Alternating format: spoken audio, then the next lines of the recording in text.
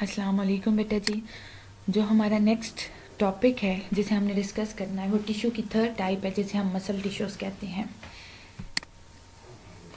Muscle tissues जो है ये मेरे बेटे एम्ब्रियोनिक डेवलपमेंट के दौरान जब एम्ब्रियो जो होता है उसके अंदर डेवलपमेंट हो रही होती है, एम्ब्रियोनिक डेवलपमेंट की स्टेजेस पे ये मसल टिश्यूज़ जो है वो एक प्रोसेस के थ्रू बनते हैं जिस प्रोसेस को हम लोग मायोजेनेसिस बोलते हैं। तो during embryonic development muscle tissues they are produced in a process that is called as myogenesis. Muscle tissue जो होते हैं मेरे बेटे इनके पास स्पेशलाइज्ड, आपको पता है मसल टिश्यूज जो होते हैं इनके पास स्पेशलाइज्ड कंट्रेक्टाइल प्रोटीन्स होती हैं जिन्हें हम लोग कहते हैं कि इनके अंदर एक्टिन मायोसिन वगैरह जो हैं वो प्रोटीन्स ऐसी मौजूद होती हैं जो कि कंट्रैक्ट और रिलैक्स करती हैं, और इनके इस कंट्रैक्शन और रिलैक्सेशन की वजह से क्या होता है कि मूवमेंट्स होती हैं। काफ़ी ज़्यादा जो इन प्रोटीन्स के अलावा जो हमारे मसल्स होते हैं, दूसरे मसल्स के मैनी अदर कुछ मसल प्रोटीन्स और भी हैं इन एक्टिन और मायोसिन के अलावा जो कि हमारे पास एज रेगुलेटरी प्रोटीन काम कर रही होती हैं और मसल की कंट्रैक्शन में रोल प्ले करती हैं। वो जो दोनों प्रोटीन्स हैं they are called as troponin and tropomyosin. Muscle tissues जो है ये मेरे बेटे मेनली 3 तरह के होते हैं, और ये जो मसल टिश्यूज़ हैं मैमल्स के अंदर ये 3 तरह के होते हैं। और मेरे बेटे ये जो मसल टिश्यूज़ हैं अपने फंक्शन और बॉडी में लोकेशन के हिसाब से, अपने ख़ास काम की वजह से और इनकी बॉडी के अंदर कौन सी पोजीशन होगी, कौन सी लोकेशन होगी, किस जगह पे ये मौजूद होंगे, उस एतबार से मसल टिश्यूज़ जो हैं इन्हें मैमल्स में 3 कैटेगरी में डिवाइड किया जाता है। नंबर फर्स्ट कैटेगरी स्केलेटल या इन्हें स्ट्राइएटेड मसल टिश्यूज भी कहते हैं। स्ट्राइएटेड का मतलब होता है मेरे बेटे जब हम इसे लाइट माइक्रोस्कोप से या दूसरे माइक्रोस्कोप से अपेयर देखते हैं तो ये हमें बैंड की फॉर्म में स्ट्राइएशन यानी इनके अंदर बैंड मौजूद होते हैं, हमें ये बैंड्स की तरह नजर आते हैं, डार्क और लाइटर बैंड्स की फॉर्म में हमें ये नजर आते हैं। स्मूथ मसल्स की बात करें तो जो स्मूथ मसल्स हैं ये नॉन स्ट्राइएटेड मसल्स हैं। स्मूथ मसल जो है मेरे बेटे इन्हें नॉन स्ट्राइएटेड मसल्स कहा जाता है, यानी ऐसे मसल्स हैं जो कि जिनके अंदर हमें बैंड्स वगैरह ऐसा कोई सिस्टम हमें नज़र नहीं आता। बाकी मेरे बेटे लास्ट पे जो हैं वो दे आर कार्डियक मसल्स, और ये जो स्मूथ मसल्स हैं ये हमारे डाइजेस्टिव ट्रैक्ट जिस तरह से जो डाइजेस्टिव ट्रैक्ट्स होते हैं वहाँ पे ये प्रेजेंट होते हैं डाइजेस्टिव ट्रैक्ट में भी। और कार्डियक मसल्स जो हैं जिस तरह से नेम इंडिकेट कर रहा है कि they are present in the heart. Cardiac का मतलब होता है कि रिलेटेड टू द हार्ट।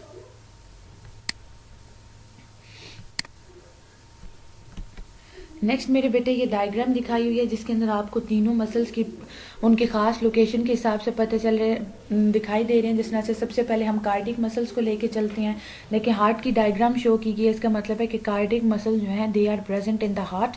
और कार्डिक मसल का आप बेटे स्ट्रक्चर देख रहे होंगे किस तरह से है कि एक सेंट्रल न्यूक्लियस प्रेजेंट होता है, ठीक है, ये सेंट्रल न्यूक्लियस प्रेजेंट है।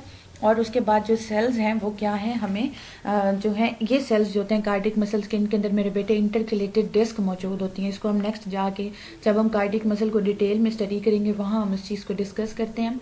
स्केलेटल मसल, स्केलेटल हमें जिस तरह नाम इंडिकेट कर रहा है कि ये जो है मसल्स ये इनका कुछ ना कुछ हमारे कनेक्शन हमारे स्केलेटन यानी हमारे ढांचे के साथ होगा। And you people very well know कि हमारा स्केलेटन जो है ये बोन से मिलकर बना है, और बोन जो है it is a type of the connective tissue. Skeletal muscles जो होते हैं ये मेरे बेटे इनके अंदर मल्टी न्यूक्लिएटेड होते हैं, इनके अंदर न्यूक्लियस बहुत ज़्यादा मौजूद होते हैं। लास्ट में आते हैं स्मूथ मसल्स। स्मूथ मसल्स की मेरे बेटे आप शेप देखो तो साइड पे साइड जो है बिल्कुल इसके टेपरिंग एंड्स हैं, बिल्कुल इस तरह से कोनों वाले एंड हैं, और दरमियान में जाके जो सेंट्रल पार्ट है वो हमारे पास थिक पार्ट है। और ये मल्टी आपको जो है मोनो न्यूक्लिएटेड नज़र आ रहे हैं, यानी इनके अंदर एक न्यूक्लियस मौजूद है। वन बाय वन बेटे जी हम इन्हें डिस्कस करते जाएंगे डिटेल में। सबसे पहले आते हैं skeletal muscle fibres.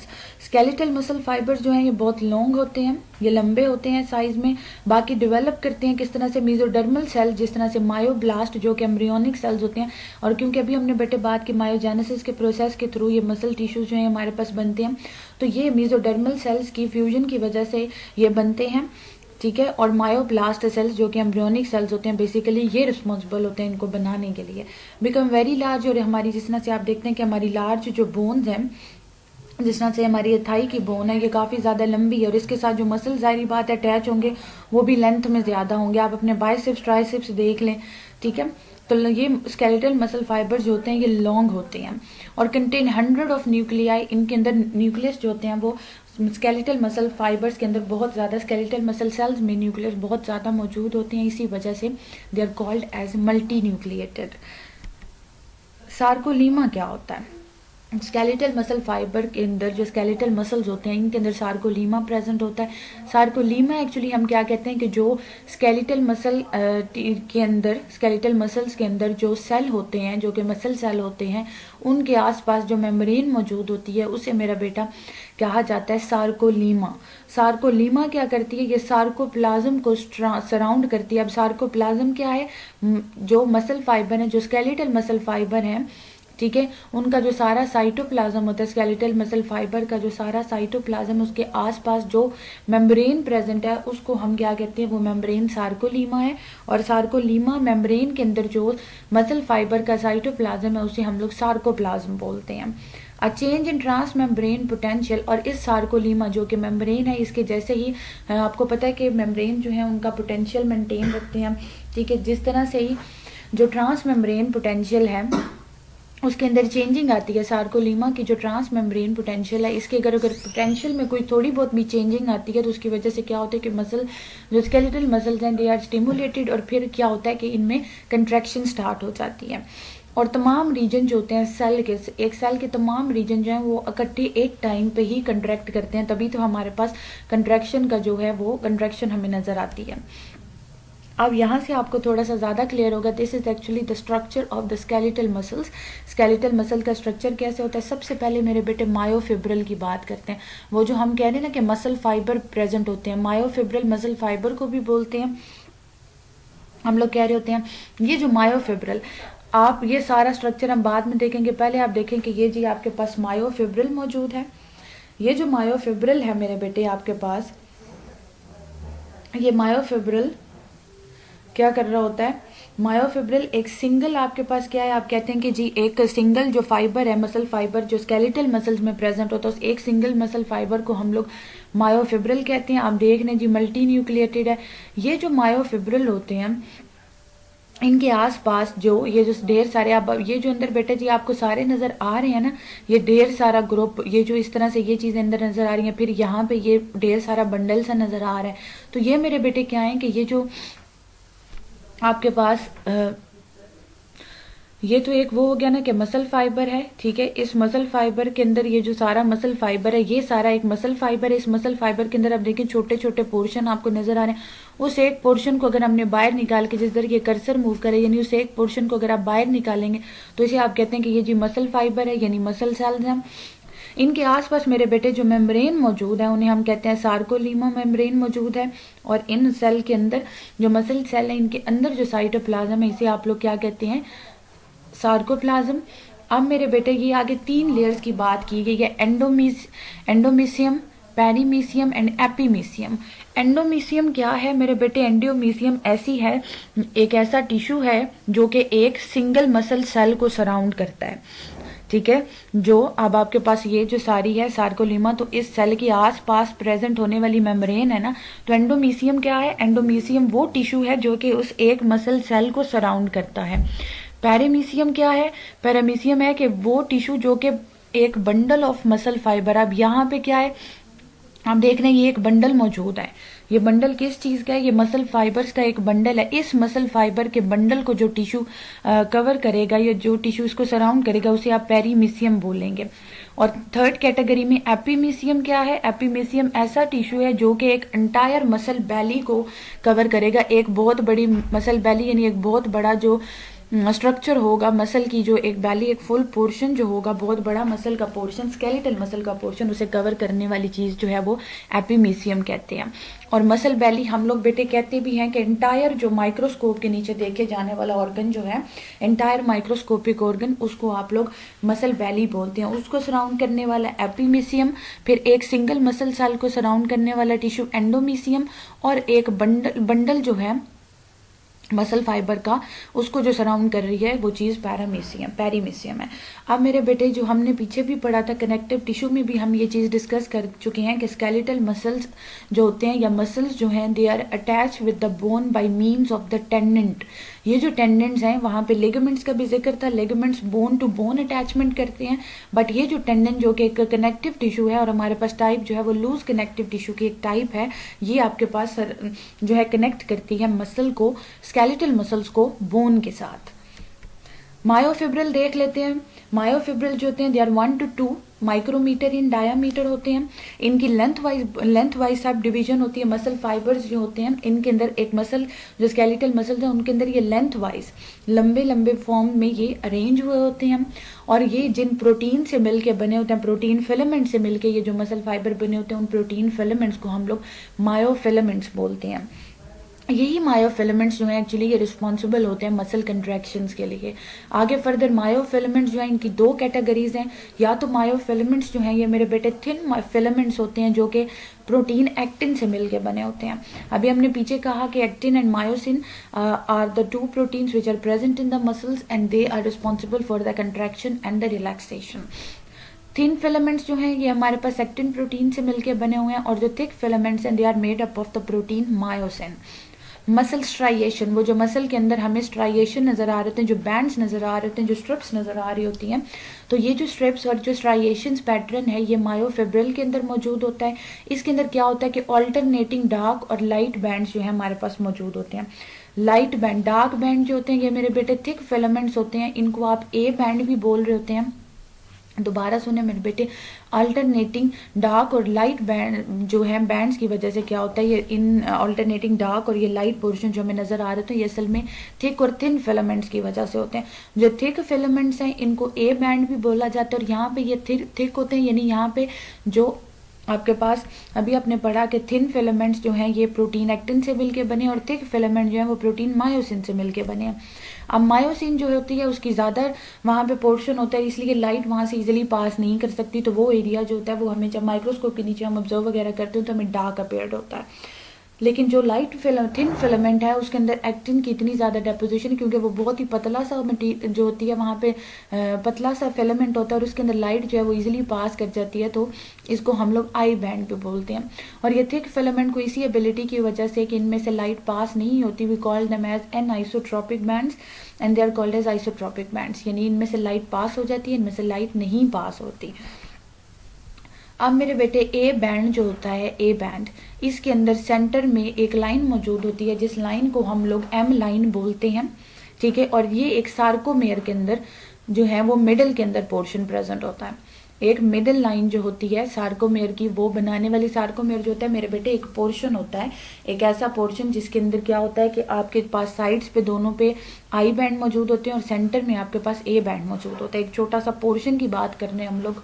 A band के दरमियान में एम लाइन मौजूद होती है, जेड लाइन जो है वो आई बैंड के दरमियान में मौजूद होती है। और ये जो आई बैंड्स होते हैं ये सार्कोमेयर, एक सार्कोमेयर जो पोर्शन होता है, फर्दर आगे डायग्राम में भी दिखाया गया होगा। जिस तरह सपोज मेरे बेटे हम कहते हैं कि ये आपके पास जो है ये सारा पोर्शन, ये क्या है जी, एक सार्कोमेयर का पोर्शन है। ये एक सारा जो आपके पास पार्ट है, ये सारा पार्ट एक सार्कोमेयर है। यहाँ पे देखें आप दरमियान में ए बैंड मौजूद है और यहाँ पे आई बैंड मौजूद है, ठीक है, आई बैंड मौजूद है। अब वो देखें, वो कहता है कि ये आपके पास यहाँ से एक ये जो है हाफ आपके पास आ रहा है यहाँ से आई बैंड, और यहाँ से भी हाफ आई बैंड आ रहा है, दरमियान में ए बैंड पूरा, इस एक पोर्शन को आप सार्कोमेयर बोल रहे होते हैं। देखिए मेरे बेटे जेड लाइन जो है वो आई बैंड के दरमियान में मौजूद है, और यहाँ पे भी क्या है कि जेड लाइन आई बैंड के दरमियान मौजूद है। लेकिन ये जो थिक फिलामेंट है, ये वाला सारा थिक फिलामेंट जो कि मिलके बना है मायोसिन से, यहाँ पे सेंटर में आपके पास क्या होती है कि एम लाइन मौजूद होती है। यहाँ पे क्या है कि आपके पास जो एक्टिन फिलामेंट्स हैं वो इन थिन फिलामेंट्स में मौजूद हैं। आगे फर्दर ये आगे डिटेल में आपको वो क्रॉस ब्रिजेस के स्ट्रक्चर दिखाया गया है कि किस तरह से ट्रोपोनिन, ट्रोपोमायोसिन और ये चारों जो हैं वो आपस में एक दूसरे के साथ इंटरेक्ट कर रही होती हैं प्रोटीन्स।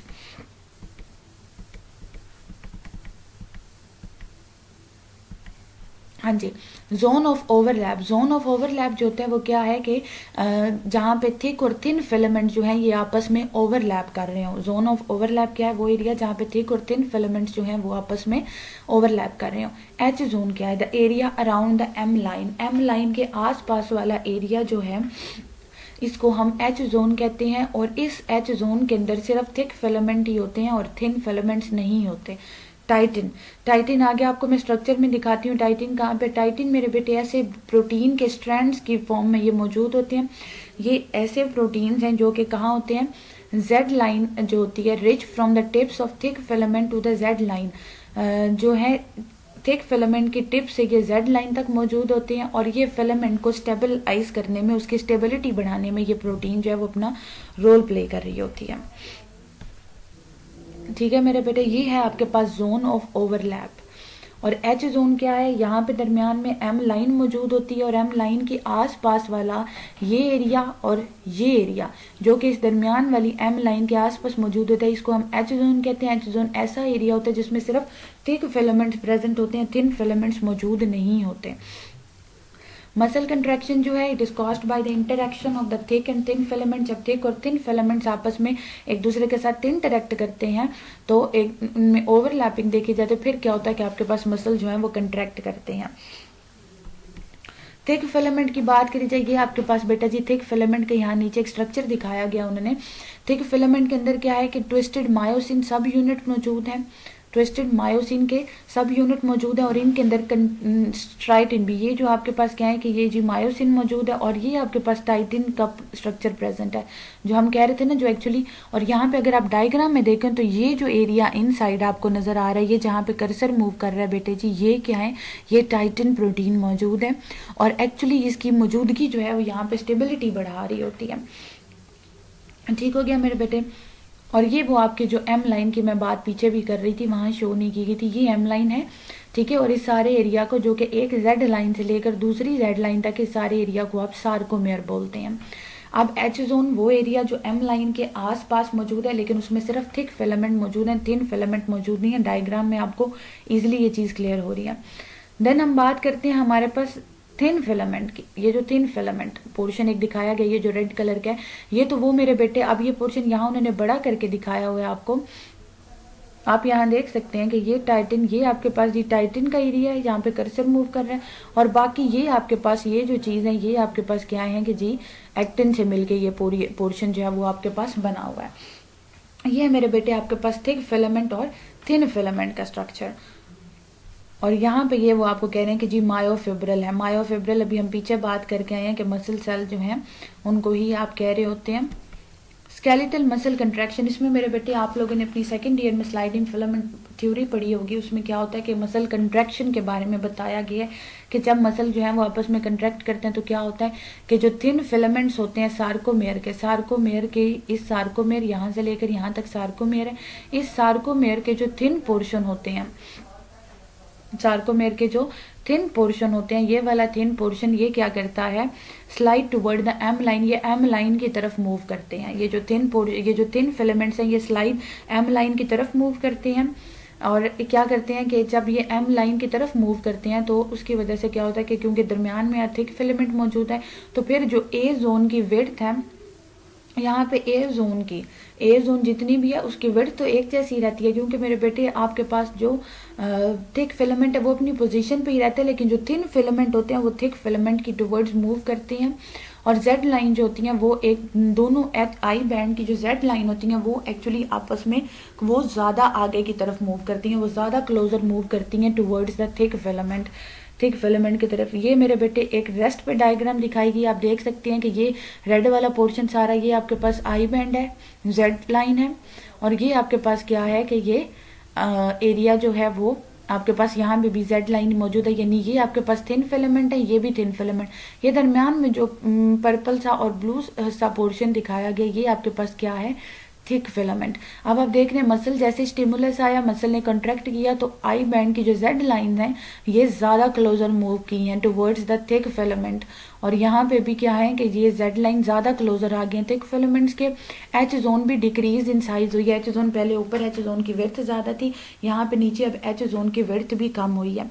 तो ये जो सारा मॉडल है मेरे बेटे जिसमें दिखाया गया कि जी जो ए बैंड है उसकी क्या होती है कि वो अपनी जगह पे सेम रहता है, अपनी जगह पे रहता है, लेकिन जो आई बैंड की जो जेड लाइंस हैं दे मूव क्लोजर टुगेदर, वो टुवर्ड मूव करती हैं, ज़्यादा क्लोज आ जाती हैं। एच जोन जो है उसका एरिया थोड़ा सा कम हो जाता है। तो ये सारा सारा पोर्शन जो है ये आपके पास एक्चुअली ये मॉडल जो है ये कहलाता है स्लाइडिंग फिलामेंट मॉडल, जिसमें क्या है कि थिन फिलामेंट स्लाइड मूव कर रहे हैं टू थिक फिलामेंट के ऊपर। आप देख रहे हैं कि यहाँ पे थिन फिलामेंट जो है उन थिन फिलामेंट उन्होंने थोड़ा सा पोर्शन जो है वो उनका और थिक फिलामेंट का आपस में ओवरलैप किया, लेकिन जब मसल कंट्रैक्ट करते हैं तो तब ज़्यादा जो थिन फिलामेंट्स है ये मूव करते हैं टुवर्ड्स द थिक फिलामेंट्स और ओवर द थिक फिलामेंट्स। ये मेरे बेटे यहाँ पे आपको ज़्यादा क्लियर हो गया। ये बीच में ये जो डार्क ब्लैक पोर्शन दिखाया गया जो ज़्यादा जो ब्लैक एरिया है ये आपके पास जो है थिक फिलामेंट्स है, दूसरे जो है वो आपके पास थिन फिलामेंट्स हैं। ये वाला पोर्शन जो है ये आपके पास थिन फिलामेंट का पोर्शन। अब आप देख रहे हैं जैसे ही कंट्रैक्टेड स्टेट में मसल्स मौजूद हैं तो ये एरिया कितना आपस में जो क्या है कि ये ज़्यादा क्लोजर मूव कर रही हैं Z lines towards the thick filaments. Now then we are going to discuss the functions of the skeletal muscles के skeletal muscles के कौन कौन से functions है। सबसे पहली बात तो skeletal muscles मेरे बेटे हमारी बोन्स के साथ अटैच होते हैं by means of the tendons. तो क्या होता है कि ये हमें मूवमेंट में हेल्प आउट कर रहे होते हैं। बॉडी की पोजीशन और पोस्चर सारा जो है वो हमारे इन्हीं स्केलेटल मसल्स की वजह से ही मौजूद है और स्केलेटल मसल्स की वजह से ही हम लोग एबल होते हैं कि हम मूवमेंट कर सकते होते हैं। और ये हमारी बॉडी में जो अंदर सॉफ्ट टिश्यूज़ वगैरह होते हैं उनको ये स्केलेटल मसल जो हैं ये सपोर्ट वगैरह प्रोवाइड करते हैं। हमारी बॉडी की काफ़ी जो ओपनिंग्स वगैरह हैं वही इनके स्केलेटल मसल्स के जो उनके साथ बोन्स की तरफ अटैच होने की वजह से ये जो है, और ये हमारी गार्ड ओपनिंग एंट्रेंस और एग्जिस्ट वगैरह हमारी बॉडी की जो काफ़ी ओपनिंग्स हैं उनको भी स्केलेटल मसल्स ही गार्ड कर रहे होते हैं। और आपकी बॉडी की ओपनिंग कौन सी है? आपका माउथ का एरिया, बाकी जो आपकी बॉडी में दूसरे पोर्शन हैं दूसरी ओपनिंग्स जो हैं उनकी बात की जा रही है। बॉडी टेम्परेचर को मेंटेन रखते हैं बेटे, बॉडी की पोजीशन मेंटेन है, बॉडी की शेप सारी मेंटेन है, तो बॉडी के अंदर जितने भी सारे काम हैं वो सब कुछ आराम से हो रहे हैं, सारा कुछ बॉडी के अंदर नॉर्मलाइज काम कर रहा होता है।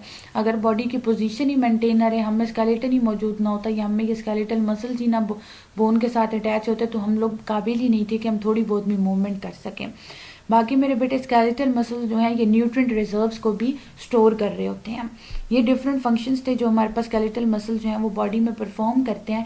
इन the next category we are going to discuss the smooth muscle cells. Smooth muscle cells की पीछे भी बेटे जी आपको डायग्राम दिखाई थी कि ये इनके जो टेपरिंग एंड्स होते हैं, बिल्कुल कोनों वाले एंड जो होते हैं और दरमियान में इनका सेंट्रल थिक पोर्शन मौजूद होता है। ये जो स्मूथ मसल्स हैं ये हमारी बॉडी में बहुत ही वाइडली स्प्रेड होते हैं, हमारी बॉडी में काफ़ी ज़्यादा पोर्शंस में ये स्मूथ मसल्स प्रेजेंट होते हैं। और ये कहाँ मौजूद हैं? They are found in the walls of the blood vessels. हमारी जो ब्लड वेसल्स हैं, जो हमारा वेस्कुलर सिस्टम है, सर्कुलेटरी सिस्टम हमारा सर्कुलेटरी सिस्टम जो है उसके अंदर ब्लड वेसल्स मौजूद होती हैं। ब्लड वेसल्स को एक्चुअली जो स्मूथ मसल्स हैं यही लाइन कर उनकी वॉल्स के अंदर ये स्मूथ मसल्स ही प्रेजेंट होते हैं। डाइजेस्टिव ट्रैक्ट में हमारे में प्रेजेंट हैं, हमारी जो रेस्पिरेटरी डक्ट्स हैं वहाँ ये मौजूद हैं, यूरिनरी डक्ट में मौजूद हैं, और जो हमारी रिप्रोडक्टिव डक्ट्स होती हैं, अब आप देख रहे हैं कि वो ऊपर जो वर्ड डिस्कस किया था, they are found widespread in the body. तो बॉडी के कितने एरियाज में प्रेजेंट है? ब्लड वेसल्स में जी, डाइजेस्टिव ट्रैक्ट में, रेस्पिरेटरी डक्ट्स में, यूरिनरी डक्ट्स में, रिप्रोडक्टिव डक्ट्स में, तो कितनी मेजॉरिटी जगहों पे ये हमारे पास प्रेजेंट है। और even in the iris of eye जो का पोर्शन आप देखेंगे तो आप आइरिस जो है वो आई का एक पोर्शन है, उसके अंदर क्या करते हैं कि ये जो है स्मॉल मसल्स बनाते हैं जो कि हेयर फॉलिकल्स के साथ अटैच होते हैं। आइरिस के अंदर जो इन आइरिस ऑफ आई ये क्या करते हैं, स्मॉल मसल्स को बनाते हैं जो कि फिर हेयर फॉलिकल जो आगे हमारी आई लैशेज हैं उनके हेयर फॉलिकल्स के साथ ये अटैच होते हैं। नेक्स्ट मेरे बेटे description of the smooth muscle sales. ये कुछ पॉइंट है मसल सेल्स के बारे में कि मसल सेल्स जो होते हैं ये इलॉन्गेटेड, पीछे आपने स्ट्रक्चर में देखा कि ये इलॉन्गेटेड सेल्स हैं, थिन सेल्स होते हैं, मतलब थिन सेल्स होते हैं, और उसके बाद इनका सेंट्रल पोर्शन जो होता है वो थिक होता है, लेकिन इनकी जो एंड्स होते हैं दे आर पॉइंटेड एंड्स होते हैं, इनके पॉइंट हुए हुए एंड्स मौजूद होते हैं इनमें। हर सेल जो होता है उसके अंदर एक बिग न्यूक्लियस प्रेजेंट होता है जो कि सेंट्रली सिचुएटेड का मतलब होता है कि हर सेल के अंदर न्यूक्लियस तो मौजूद है लेकिन वो न्यूक्लियस जो है वो सेल के दरमियान में मौजूद है।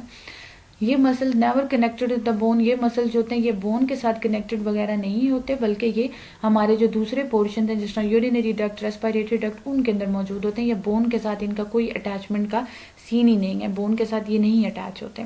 Can contract for long without causing spam, और कोई भी जो है वो कंट्रैक्ट कर सकते हैं फॉर लॉन्ग, बहुत टाइम के लिए कंट्रैक्ट कर सकते हैं विदाउट कॉजिंग स्पैज्म, और किसी भी और कोई भी प्रॉब्लम, कोई भी जो है कोई भी मसला बगैर क्रिएट किए ये क्या कर सकते हैं, कोई भी किसी किस्म की भी प्रॉब्लम जो है वो इनमें कॉज नहीं होती, और ये कंट्रैक्ट करते हैं for long without causing spasm, और कोई भी वक्फा डाले बगैर ये कॉन्ट्रैक्ट कर सकते हैं। मिसाल के तौर पर जब ड्यूरिंग बर्थ होती है तो यूट्रस की वॉल जो है उनमें कंट्रैक्शन और रिलैक्सेशन का सारा जो अमल होता है वहाँ पे एक्चुअली स्मूथ मसल्स ही होते हैं जो प्रेजेंट होते हैं, they are controlling the contraction and the relaxation of the uterus wall during the birth of the child. Function of the smooth muscles बेटे जी, जो स्केलेटल मसल्स थे, सॉरी वहाँ पे एक बात बतानी याद नहीं रही आपको, जो स्केलेटल मसल्स होते हैं बेटे जी, ये they are under our control, हमारी कंट्रोल के मुताबिक। हम चाहें तो हम अपने बाजू को ऊपर उठा लें, चाहे तो बाजू को नीचे कर लें, चाहे तो हम भाग लें, चाहे तो हम खड़े हो जाएं, चाहे तो हम बैठ जाएं। तो ये तमाम काम जो है कि हम स्केलेटल मसल्स की मदद से ही कर रहे होते हैं। और स्केलेटल मसल जो होते हैं ये वॉलंटरी मसल्स हैं, under the control of our will हैं, और इनके से हम लोग अपनी मर्जी से मूवमेंट वगैरह करा सकते हैं।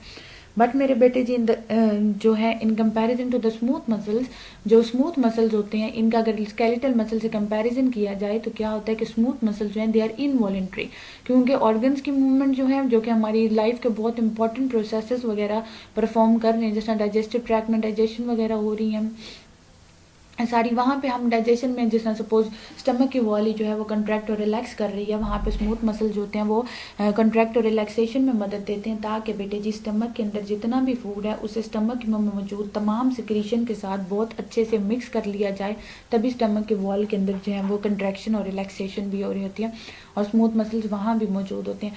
अब मेरे बेटे हम लोग ये नहीं कह सकते कि अभी हमने खाना खाया, नहीं हमारा स्टमक जो है वो कुछ देर के लिए रुक जाए, बाद में जाके जी कंट्रैक्शन रिलैक्सेशन करिए, ऐसे नहीं होता बेटा। ये हमारी लाइफ के बहुत इंपॉर्टेंट प्रोसेसेस में ये स्लो इनवॉलेंट्री मूवमेंट्स हो रही होती हैं इन स्मूथ मसल्स की। इनवॉलेंट्री मूवमेंट ऐसी मूवमेंट जो हमारी विश की, हमारी विल के अंडर कंट्रोल नहीं होती। जिस तरह से हमारे स्टमक की वॉल जो होती है वो स्टमक की वॉल में कंट्रैक्शन रिलैक्सेशन ड्यूरिंग डाइजेशन भी होती है, और पेरिस्टालिसिस हम बोलते हैं फूड का, जब आप खाना निगलते हैं, सपोज आप खाना निगलने के बाद जिस तरह आपके गले के नीचे से खाना जा रहा है, देन उसके बाद तमाम काम इनवॉलेंट्री है, आप नहीं उसको कंट्रोल कर सकते। खाना जैसे ही एसोफेगस के थ्रू मूव करेगा तो वो जिससे जो वेव बनती है उस एसोफेगस से जैसे जैसे वो नीचे मूव करता जाता है तो उस वेव को हम क्या कहते हैं कि ये पेरिस्टालिसिस की ये क्या हो रही है कि ये वेव ऑफ पेरिस्टालिसिस है कि खाना जैसे जैसे नीचे स्टमक तक मूव करता जाता है। ठीक है, अब मेरे बेटे क्या होता है कि वो कहते हैं कि आपके जो गले से खाना जैसे नीचे जाता जाता है उसके बाद फिर आप कंट्रोल नहीं कर सकते, फिर तमाम काम इनवॉलेंट्री हो रहे होते हैं। डाइजेशन वगैरह, ये नहीं कि आप खाना खा लें तो आप कहें कि नहीं हम नहीं चाहते कि हमारी डाइजेशन अगले 10 घंटे भी स्टार्ट हो, तो ऐसा नहीं होता बेटे जी। तमाम जो वो फंक्शंस प्रोसेसेस चल रहे हैं हमारी लाइफ के लिए ज़रूरी होते हैं और they are not under our control. Then कुछ और ये फिर हमारे पास कुछ सब्सटेंसेस वगैरह जो हैं उनकी मूवमेंट के लिए भी रिस्पॉन्सिबल होते हैं इन इंटरनल पासेजेस, जो अंदर के हमारी बॉडी के अंदर जो इंटरनल पासेजेस हैं, इंटरनल जो रास्ते हैं उनके अंदर सब्सटेंसेस की मूवमेंट वगैरह के लिए भी रिस्पॉन्सिबल होते हैं। मिसाल के तौर पर ब्लड वेसल्स में ये मौजूद होते हैं और ब्लड वेसल्स की अंदर मौजूदगी की वजह से स्ट्रक्चर मेंटेन रखते हैं, और तभी तो ब्लड वेसल में से क्या होता है कि ब्लड वगैरह जो है वो मूव कर रहे होते हैं। देन हमारे पास कार्डिक मसल टिश्यूज, कार्डिक का नाम से हमारे पास एक चीज़ हमें माइंड में आ रही है कि कार्डिक मतलब हार्ट से रिलेटेड, यानी ये ऐसे टिश्यूज होते हैं जो कि सिर्फ हार्ट के अंदर मौजूद होते हैं और बॉडी में कहीं भी कार्डिक मसल जो है ये नहीं प्रेजेंट होते, they are just only confined to the heart, ये सिर्फ जो है वो हार्ट तक ही मौजूद होते हैं। अब मेरे बेटे ये आपको दिखाया गया कि ये इनके अंदर क्या है कि ये इनके अंदर न्यूक्लियस मौजूद है और जो मोनोन्यूक्लिएटेड है, एक न्यूक्लियस हर सेल में मौजूद होता है, और इंटरकलेटेड डिस्क को अभी हम आगे जाके डिस्कस करते हैं। ये थोड़ी सी डिस्क्रिप्शन है आपके कार्डिक मसल्स के बारे में कि कार्डिक मसल्स के अंदर माइटोकॉन्ड्रिया मौजूद होते हैं जो कि एनर्जी प्रोवाइड कर रहे होते हैं, और बेटे आपके स्केलेटल मसल्स भी जो होते हैं they are also rich in mitochondria, क्योंकि एक्टिवली मूवमेंट करनी पड़ रही होती है, एक्टिवली एनर्जी, वहाँ पे एनर्जी की ज़्यादा ज़रूरत होती है। And you people know very well कि माइटोकॉन्ड्रिया जो हैं they are also called as the powerhouse of the cell, contain many mitochondria, इनके अंदर काफ़ी अमाउंट में माइटोकॉन्ड्रिया मौजूद होते हैं, ग्लूकोज होते हैं और ब्लड की सप्लाई भी होती है। ग्लूकोज जो है वो क्या है कि एज एनर्जी सोर्स और ब्लड की सप्लाई भी होती है इनके पास ज़्यादा, और मेरे बेटे जब भी हार्ट के मसल्स जो हैं, क्या होता है कि हार्ट आपको पता है कि वो पंपिंग का काम कर रहा होता है, ब्लड की पंपिंग का काम कर रहा होता है, तो फूड की ज़रूरत ब्लड वो हार्ट को खुद के लिए भी होती है। तो जैसे जैसे ब्लड जो है वो पंप कर रहा होता है तो फिर फूड जो है वो अपने लिए हार्ट के मसल्स रख लेते हैं और फिर आगे वाला फूड जो होता है वो बाकी ब्लड में पास कर जो होता है वो फिर ब्लड की पंपिंग के थ्रू बाकी पोर्शन के पास भी जाता है। तो एनर्जी की ज़रूरत जो होती है वो कार्डिक मसल्स को भी होती है ताकि एक्टिवली हार्ट की पंपिंग जो है वो कर सकें। कंसिस्ट ऑफ ब्रांच्ड सेल्स, इसके अंदर सेल जो है वो उनमें ब्रांचिंग होती है, ब्रांच्ड सेल्स मौजूद होते हैं और ज़्यादातर केसेस में 1 और 2 सेंट्रल न्यूक्लियाई सिर्फ इन सेल्स के अंदर देखे जाते हैं। सेल्स आर रेक्टेंगुलर, सेल जो होते हैं वो रेक्टेंगल की फॉर्म में होते हैं, कनेक्टेड विद मसल ब्रिजेस, और ये मसल ब्रिजेस के साथ कनेक्ट होते हैं। और मेरे बेटे जो 2 सेल्स के एंड हैं, इंटरकलेटेड डिस्क क्या है कि जो 2 सेल के एंड्स हैं, एक सेल ये और एक सेल ये, इन दोनों के जो एंड्स हैं वो आपस में एक दूसरे के साथ कनेक्टेड जो है वो इंटरकलेटेड डिस्क की वजह से, ये जो इंटरकलेटेड डिस्क है इसकी वजह से जो कार्डिक मसल्स के 2 सेल्स होते हैं वो आपस में कनेक्ट हुए होते हैं। मेरे बेटे जो हार्ट है, आपको पता है कि हार्ट के मसल्स जो हैं, आप हार्ट के मसल्स भी जो हैं ये मेरे बेटे इनवॉलेंट्री हैं। इनवॉलेंट्री, हम अपने हार्ट की कंट्रैक्शन, रिलैक्सेशन या ये जो हमारी हार्ट की पंपिंग है ब्लड की, इसको हम कंट्रोल नहीं कर सकते। कार्डिक मसल्स हार्ट में प्रेजेंट होते हैं और इनकी वहाँ पे जो भी एक्टिविटी है वो हमारी कंट्रोल के अंदर नहीं होती। तो मसल टिश्यूज में जो तीनों टाइप्स हैं इनके अंदर मेरे बेटे जो सिर्फ वॉलेंट्री हैं वो स्केलेटल मसल्स वॉलेंट्री हैं, बाकी दोनों का काम, बाकी दोनों जो है they are not under our control, that's why they are called as involuntary muscles. तो ये मेरे बेटे आपके पास टॉपिक था मसल टिश्यूज का, जिसके अंदर हमने different types of muscle tissues को डिस्कस किया था। And thank you so much बेटा जी। आज के टॉपिक में हम लोग इतना ही हमने डिस्कस करना था, and in the next lecture we इंशाल्लाह मूव टुवर्ड्स